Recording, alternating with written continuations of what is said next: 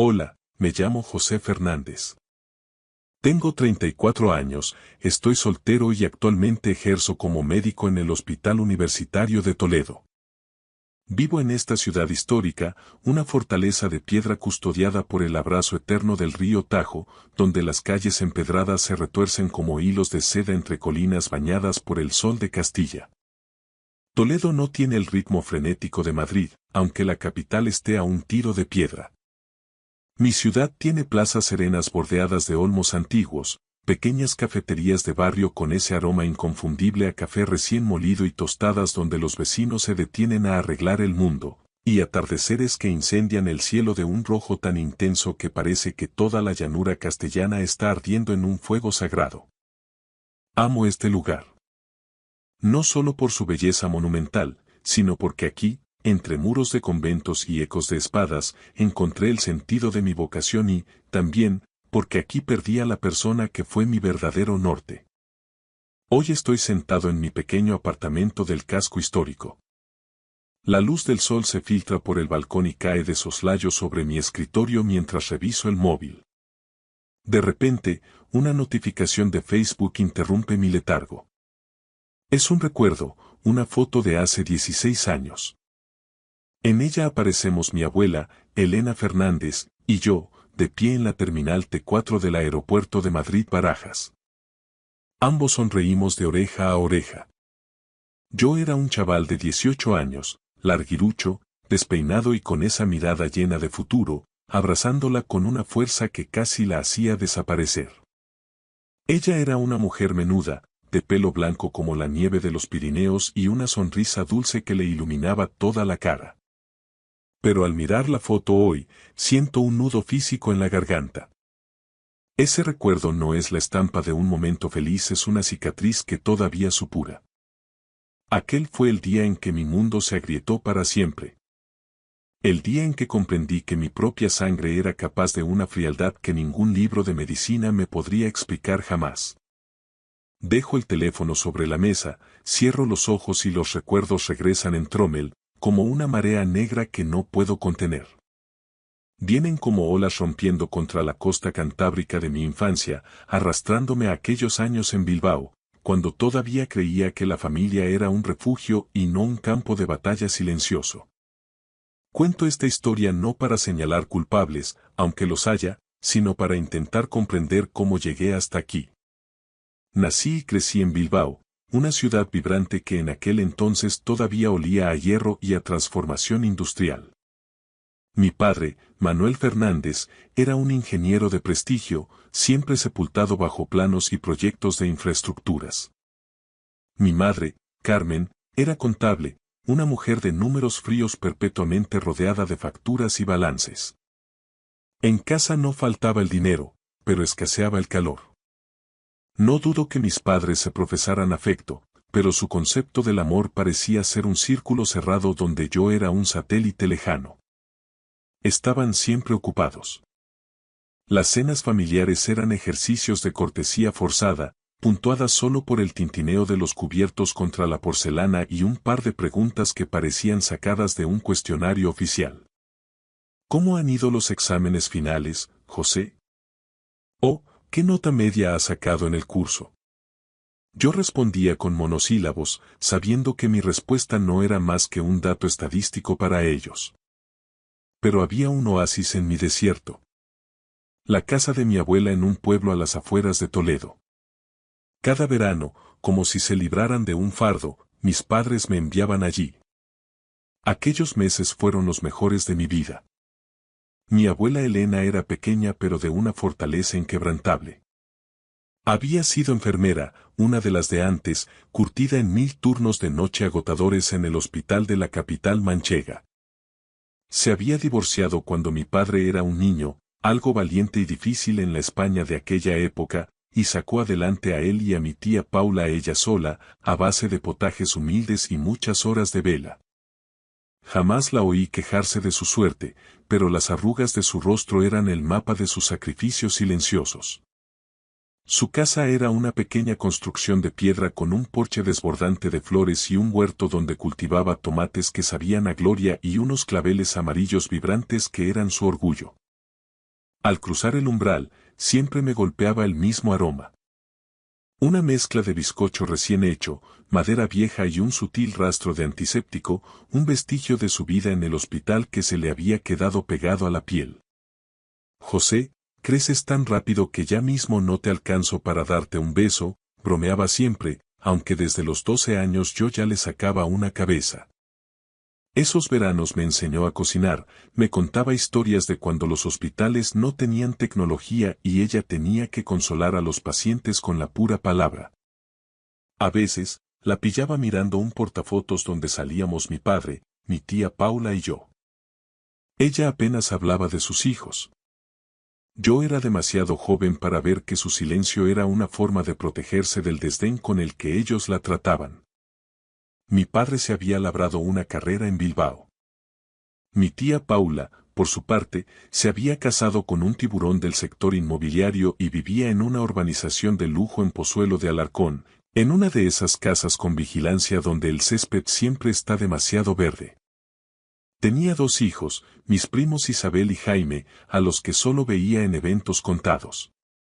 Tanto mi padre como Paula habían huido del pueblo y de la humildad de su madre. Sus llamadas eran breves, educadas y tan frías como el mármol de sus encimeras. Mi abuela limpiaba las fotos de sus hijos cada mañana como si fueran reliquias, sin darse cuenta, o quizás sabiéndolo mejor que nadie, de que su indiferencia le estaba devorando el alma. Todo empezó a torcerse la primavera en la que cumplí los 18, justo tras terminar el bachillerato y enfrentarme a la selectividad. Una noche, en Bilbao, mis padres me convocaron en el salón. José, estamos planeando un gran viaje familiar, anunció mi padre con una sonrisa inusualmente ancha. Vamos a recorrer Europa. París, Roma, Londres. Un crucero y hoteles de primera. Un viaje que no se repetirá. Mi madre añadió con tono suave. Vendrán también la tía Paula, el tío León, tus primos y, por supuesto, tu abuela. Me emocioné. Imaginé a mi abuela viendo la Torre Eiffel o paseando por los museos de Roma. Creí, en mi ingenuidad de adolescente, que al fin mis padres iban a compensar todos esos años de soledad. Pero entonces escuché el matiz que lo cambió todo. Para que el viaje fuera posible, habían convencido a mi abuela de que aportara sus ahorros. Tiene el dinero de la jubilación y de lo que guardó de sus años en el hospital, dijo mi madre con una frialdad técnica. Ella querrá ayudar, es por el bien de la familia. En las semanas siguientes, vi cómo la maquinaria del engaño se ponía en marcha. Mi padre la llamaba a diario con una voz melosa. ¿Cómo estás, mamá? ¿Comes bien? Incluso mi tía Paula le envió un pañuelo de seda de firma que mi abuela guardó en papel de seda como si fuera un tesoro. Un fin de semana, todos nos presentamos en el pueblo. La casa se llenó de risas falsas y promesas de futuro. Mis primos no despegaban la vista de sus móviles, ignorando a la mujer que les ofrecía limonada casera. Mi abuela, al principio, dudó. Soy vieja, mi salud flaquea para tanto ajetreo, decía. Pero mi padre la cogió de las manos, fingiendo una devoción que me dio escalofríos. Si José quiere que vaya, iré, dijo ella al final, buscándome con la mirada. Yo la abracé y le supliqué que viniera. Le prometí que yo sería su apoyo, que la cuidaría en cada paso. No sabía que, con mi entusiasmo, estaba ayudando a mis padres a cerrarle el cepo de la trampa. Al día siguiente, escuché a mi madre susurrar tras la puerta de su dormitorio. Ya está. Ya ha transferido el dinero. Todos sus ahorros. Casi 25.000 euros. Me quedé helado. Eran los ahorros de toda una vida de turnos de noche, de privaciones y de soledad. Intenté convencerme de que el viaje valdría la pena, de que ella sería feliz gastando ese dinero con nosotros.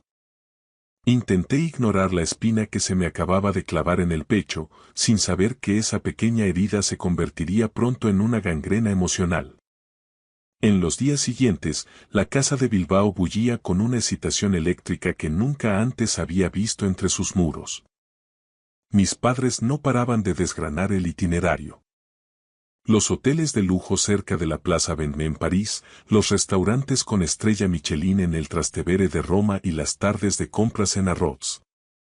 Mi tía Paula, desde su chalet en Pozuelo, bombardeaba el grupo de WhatsApp familiar con fotos de cruceros por el Sena y catálogos de galerías de arte.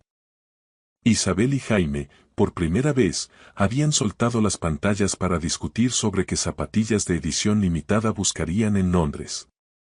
Yo también me dejé arrastrar por ese torbellino de falsa alegría. Me imaginaba a toda la familia unida, brindando con vino francés, riendo y borrando, al fin, años de distancias. Pero en el fondo de mi estómago, una piedra de sospecha se volvía cada vez más pesada. Lo percibía en la voz de mi abuela cuando me llamaba por las noches. Su tono era dulce, pero vibraba con una inquietud que no sabía nombrar. José, hijo. ¿Tú crees que yo no seré un estorbo en un viaje tan elegante? Me preguntaba con timidez.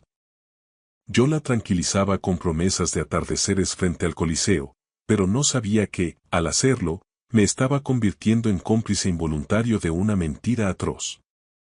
Sentado ahora en mi apartamento de Toledo, el remordimiento me quema. Fui un ingenuo. Confié en la supuesta redención de mis padres y no vi el brillo depredador tras sus sonrisas. El viaje a Europa no era una recompensa para ella, era el cebo de una trampa de ingeniería financiera familiar. Los días previos a la partida, la tensión en casa se podía cortar con un cuchillo. Las maletas rígidas de marca se apilaban en el recibidor y los pasaportes estaban listos sobre la consola. Mi abuela llegó a Bilbao unos días antes de la fecha señalada. Apareció en un autobús de línea desde el pueblo, cargando una vieja maleta de piel verde oscuro, una reliquia de los años 70 que desentonaba con el minimalismo moderno de nuestro salón. Cuando salí a recibirla a la estación, me estrechó contra su pecho con una fuerza asombrosa para su edad. El olor a jabón de heno de Pravia y ese ligero rastro de antiséptico me hicieron sentir, por un segundo, que volvía a tener 6 años. José, deja que me quede en tu cuarto estos días, ¿vale? Me pierdo en esta casa tan grande, me pidió con una voz que intentaba ocultar su vulnerabilidad. La ayudé con su equipaje y me sorprendió lo poco que pesaba.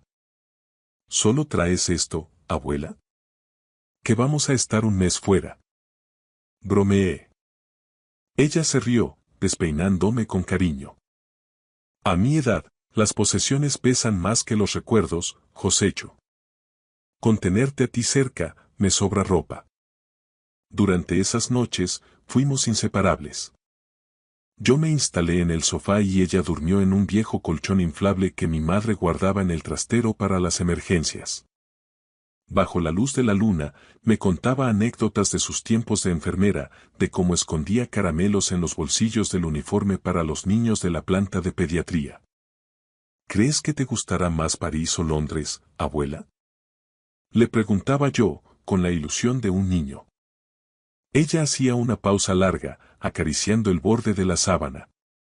Iré al fin del mundo, siempre que tu mano no suelte la mía. El día de la partida, el caos se apoderó de la casa. Mi padre revisaba obsesivamente los códigos de reserva en su tableta y mi madre daba órdenes sobre el equipaje de mano.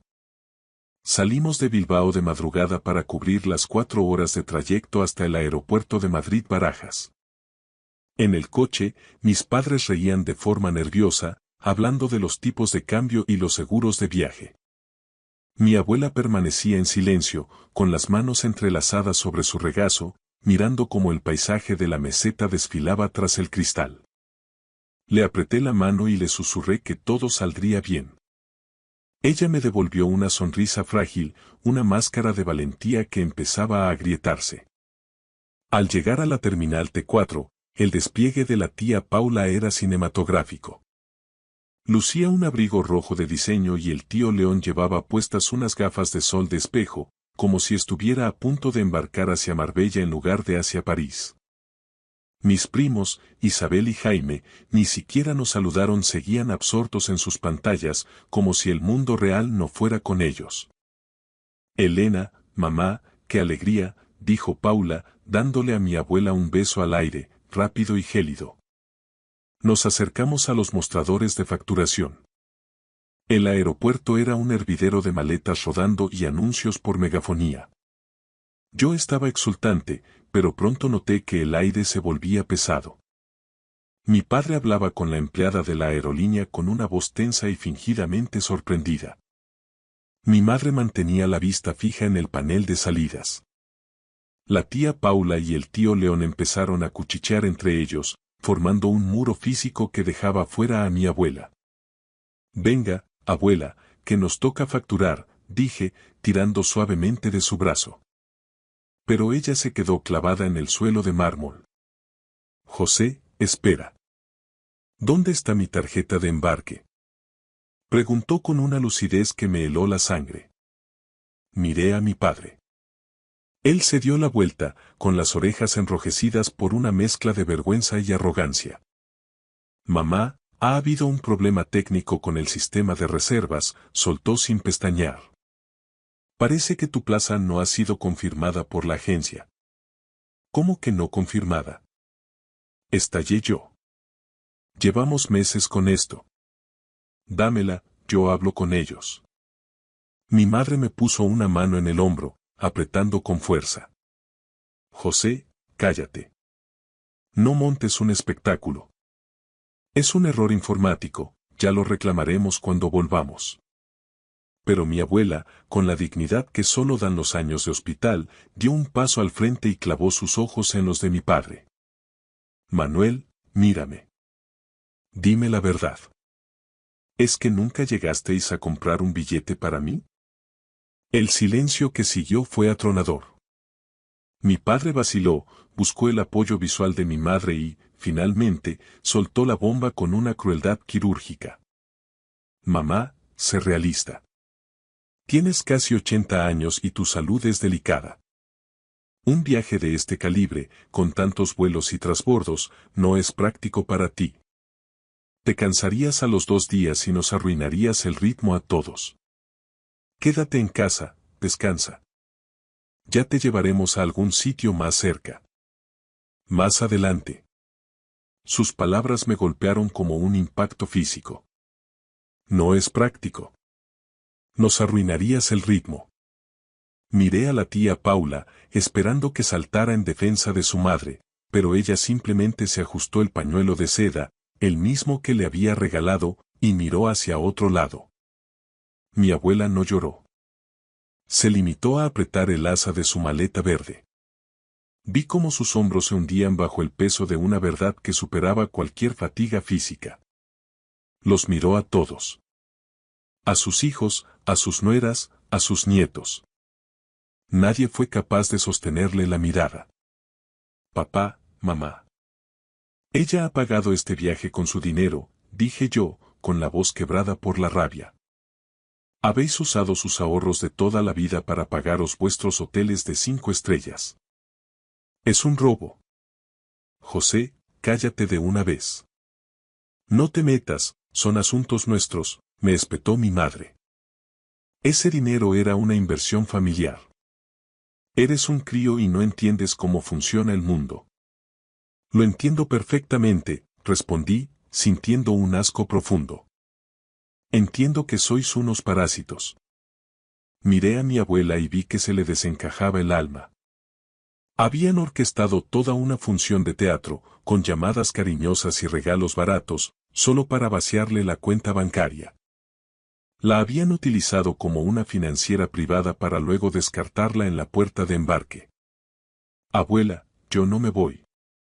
Me quedo contigo, sentencié. Ella me miró con los ojos empañados y negó con la cabeza. No, José. Ve tú.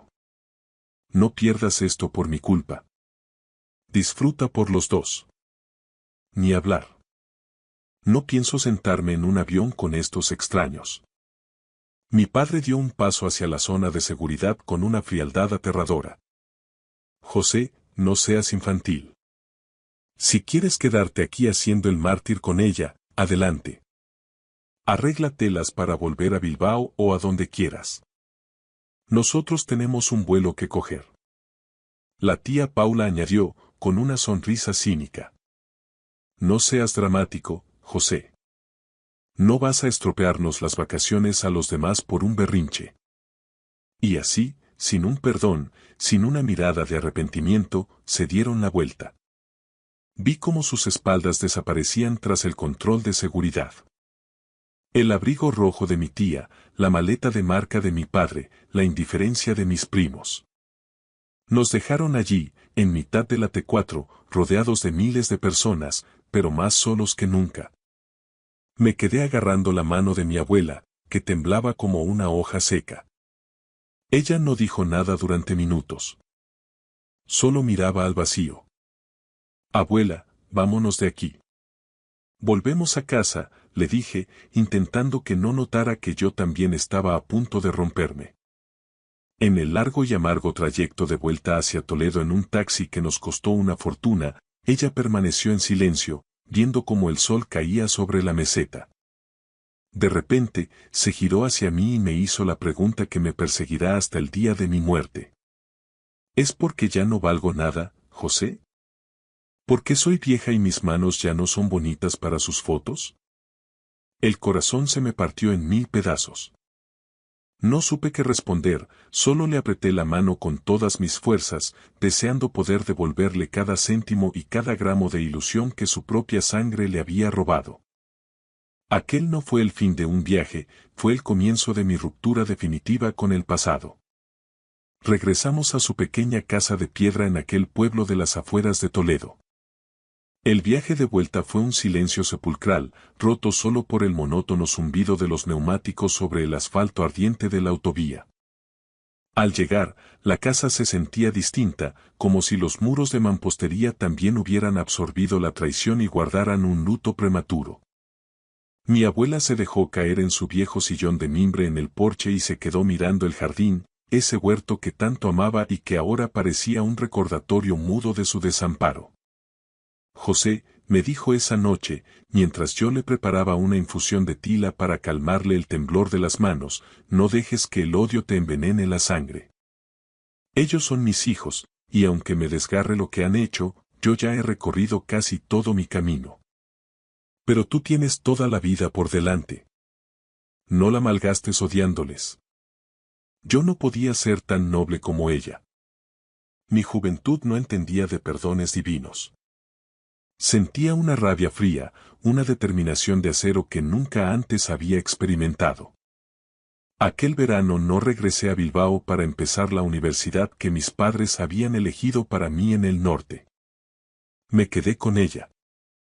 Conseguí un empleo de camarero en una cafetería de la Plaza Mayor del pueblo, sirviendo cañas y raciones para ayudar con los gastos básicos.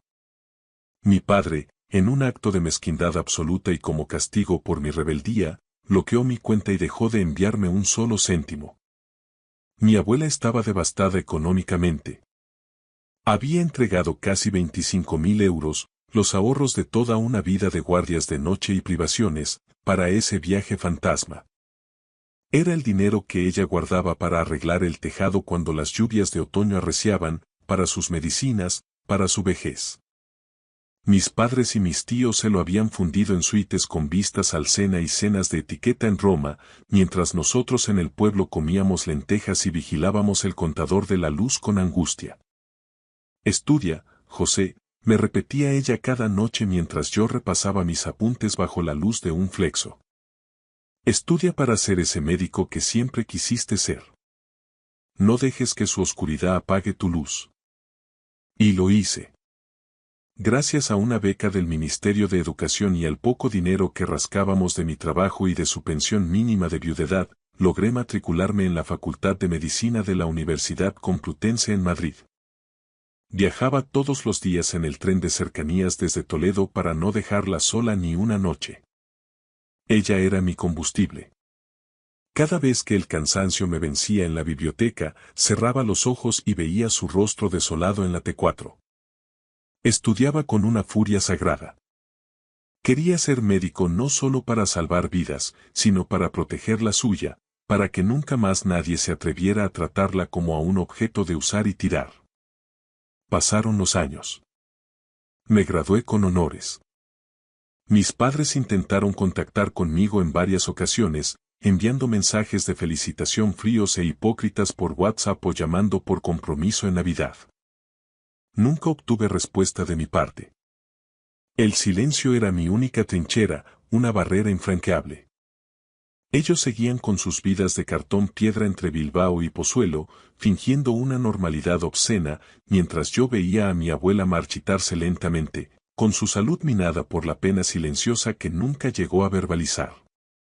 Un día, durante mi segundo año de residencia como médico interno en el Hospital de Toledo, llegué a casa y la encontré sentada en el porche, envuelta en su rebeca de lana. Estaba extremadamente pálida, casi translúcida. Me acerqué y le tomé el pulso de forma instintiva. Mis dedos de médico supieron al instante que el corazón que me había dado todo se estaba apagando. He tenido un buen día, Josechu, susurró con una sonrisa débil, casi etérea. He visto florecer los claveles amarillos. Ya puedo descansar. Esa fue la última vez que escuché su voz. Falleció esa misma noche, tranquila, en su cama, rodeada del olor a limpio de sus sábanas y de las fotos de una familia que nunca supo estar a su altura. En el funeral, aparecieron ellos. Mi padre Manuel con un traje de corte impecable, mi madre Carmen ocultando sus ojos tras unas gafas de sol de marca, fingiendo una congoja que no sentía, y la tía Paula, con sus joyas de oro y sus lágrimas de cocodrilo ensayadas frente al espejo. Se acercaron a mí al final del entierro, en el pequeño cementerio de Toledo, bajo el sol implacable y seco de Castilla que hacía reverberar el aire. José, hijo, ha sido una pérdida terrible para todos, dijo mi padre, intentando ponerme una mano en el hombro en un gesto de falsa cercanía. Me aparté como si su mano fuera a contagiarme una peste. Los miré a todos, uno por uno, con una mirada que los desnudó de toda su arrogancia. Ya no sentía la rabia explosiva de los 18 años, solo un desprecio profundo y absoluto. No tenéis derecho a pisar este suelo, les dije con una voz tan gélida que los hizo retroceder físicamente. Os llevasteis su dinero, su ilusión y su dignidad. Ella murió perdonándoos, porque era un ser humano excepcional, pero yo no soy ella. Yo no olvido. José, no seas así. Lo del viaje fue un malentendido, hubo complicaciones de última hora que no entendiste. Empezó a balbucear la tía Paula, ajustándose el bolso. Ese viaje lo pagó ella con su sangre, con sus pulmones aspirando antiséptico y con sus noches sin dormir cuidando enfermos mientras vosotros dormíais calientes. Os gastasteis su vida en unas vacaciones de lujo. Ahora, marchaos de su casa y de mi vida. Si os queda un gramo de decencia, no volváis a pronunciar mi nombre. Se fueron. Los vi subir a sus coches de alta gama y alejarse por la carretera nacional, dejando tras de sí solo una nube de polvo que el viento de la meseta disipó en segundos. Fue la última vez que vi a mi familia de sangre. Hoy, cada vez que entro en el Hospital de Toledo a salvar una vida, sé que ella camina conmigo por los pasillos, vestida de enfermera, sonriendo porque, al final, ganamos nosotros. Gracias por escuchar mi historia hasta el final. Si resonó contigo, dale like, escribe en los comentarios qué fue lo que más te tocó y no olvides decir de dónde eres. Suscríbete al canal, vienen muchas más historias.